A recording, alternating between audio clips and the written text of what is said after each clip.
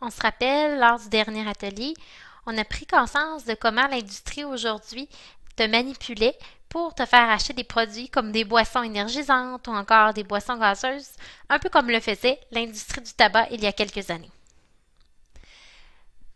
Parlons maintenant un petit peu de tes habitudes de consommation. As-tu l'habitude de prendre des boissons énergisantes? Si oui, pourquoi en prends-tu?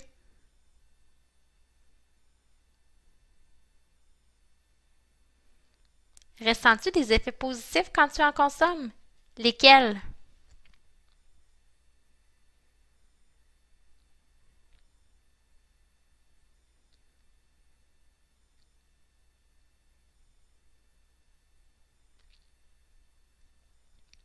As-tu déjà ressenti des effets négatifs après avoir consommé une boisson énergisante? Si tu ne ressens pas d'effets négatifs, qu'as-tu entendu sur le sujet?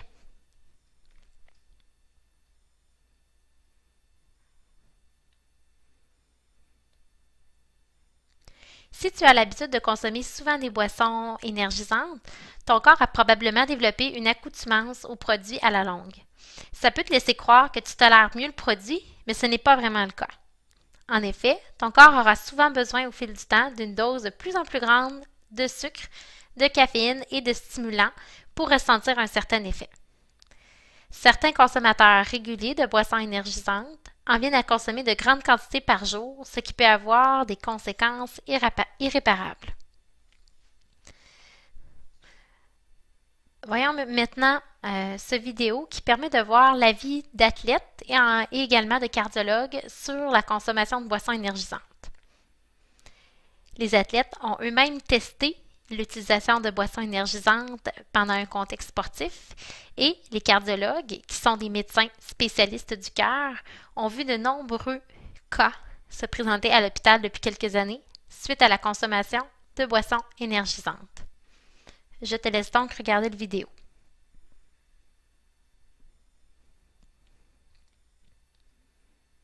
Que retiens-tu de cette vidéo? Es-tu d'accord avec ce que disent les athlètes et les médecins? Es-tu d'accord avec leur avis?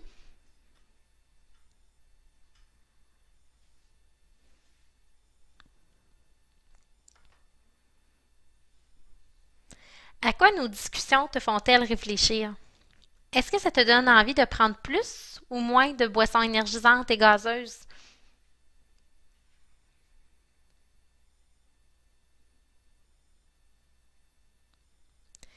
L'objectif aujourd'hui, c'était de te faire réfléchir et de te rendre un peu plus critique face aux manipulations que l'industrie utilise avec nous, avec toi, particulièrement avec toi parce que tu es un futur consommateur.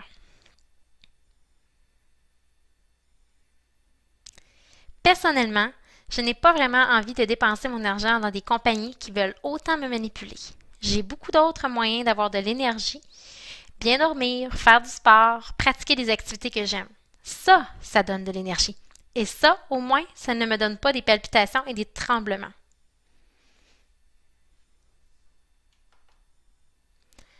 Parlons maintenant un petit peu du neuromarketing. Le neuromarketing utilise des techniques comme l'IRM afin de connaître quel stimulus dans ton cerveau te mène à acheter un produit. Ces processus permettent également d'identifier tes réactions à certaines couleurs d'emballage, à la musique ou encore à une image associée à la marque. L'industrie crée des milliers d'emballages pour te rejoindre et quel que soit ton besoin, ta soif, Coca-Cola a toujours quelque chose à te proposer, mais ton seul besoin réel, en fait, c'est l'eau. D'après toi, pour quelle clientèle la canette de type skinny de Pepsi a-t-elle été créée?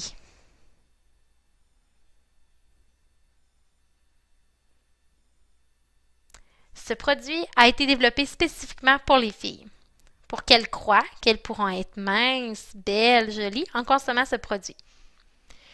N'oublions pas que l'industrie n'a qu'un seul but, que tu consommes ces produits le plus jeune possible, le plus souvent possible et en plus grande quantité possible pour longtemps. L'industrie veut à tout prix fidéliser sa clientèle pour faire de l'argent avec toi. Parlons maintenant du marketing viral et de la publicité in-game. Le marketing viral, c'est une des tactiques utilisées par l'industrie qui fonctionne le mieux avec les gens. Avec des jeux, des gadgets, des concours, des privilèges, par exemple. L'industrie va s'y prendre de cette manière-là pour cibler ce que tu aimes et elle occupe maintenant en fait une place de choix sur les réseaux sociaux. Prenons la page Facebook de Coca-Cola. Son nombre de fans a grimpé au fil des années. Le nombre de personnes qui ont cliqué sur j'aime, c'est assez incroyable. La vitesse à laquelle ça a grimpé. En 2010, on parlait de 9 millions de fans.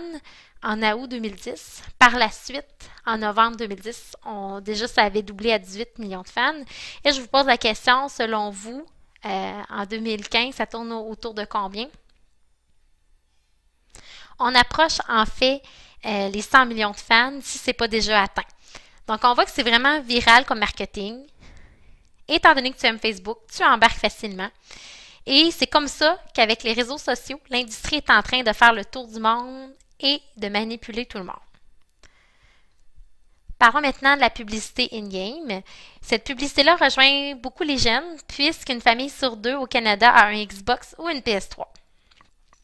Les marques sont insérées directement dans le jeu, donc ça a l'air vraiment réel et souvent, ça rend ton opinion plus positive envers la marque et ça influence tes achats futurs. La prochaine fois que tu joueras à un jeu vidéo, tu pourras prendre le temps de remarquer justement c'est des publicités de certaines boissons ou aliments qui sont intégrés à l'intérieur. C'est probablement certain que tu vas en voir à l'intérieur du jeu.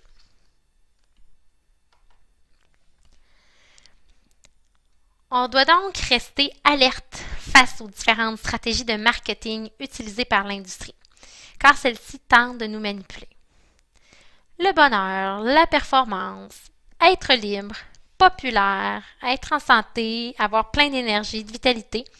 L'industrie est créative et elle sait comment te faire croire que ces produits te rendront plus heureux. L'industrie veut également gagner ta confiance, elle veut gagner ton intérêt envers son produit, et ça, c'est seulement pour faire de l'argent. Si tu demeures critique, tu peux te demander si tu as vraiment besoin du produit. Ce n'est pas nécessaire de prendre des boissons énergisantes ni des boissons gazeuses pour avoir de l'énergie. Il y a plein d'aliments, on le voit d'ailleurs à travers les différents ateliers, qui peuvent te fournir cette énergie-là. Garde donc l'œil ouvert, on n'est jamais trop critique face à toutes les publicités que l'on voit sur Internet, par exemple sur YouTube, à la télévision ou encore dans les magazines. En terminant, je t'invite à choisir avec tes amis, avec tes coéquipiers, quel défi de groupe tu souhaites réaliser. Le premier, ça peut être de trouver une publicité sur une boisson, un aliment ou un vêtement, puis de détecter c'est quoi la stratégie de marketing qui est utilisée pour tenter de te manipuler. Une autre idée, ça peut être de partager avec un ou une de tes amis ce que tu sais maintenant sur les stratégies de marketing utilisées par l'industrie. Finalement, en dernier choix, tu peux essayer de trouver des alternatives de boissons qui vont te donner de l'énergie. Par exemple, des boissons pour sportifs, un mélange d'eau gazeuse et de jus de fruits. Donc, de trouver une recette de ta propre boisson énergie. Merci pour votre attention. Ça complète cette capsule sur le développement de ton esprit critique.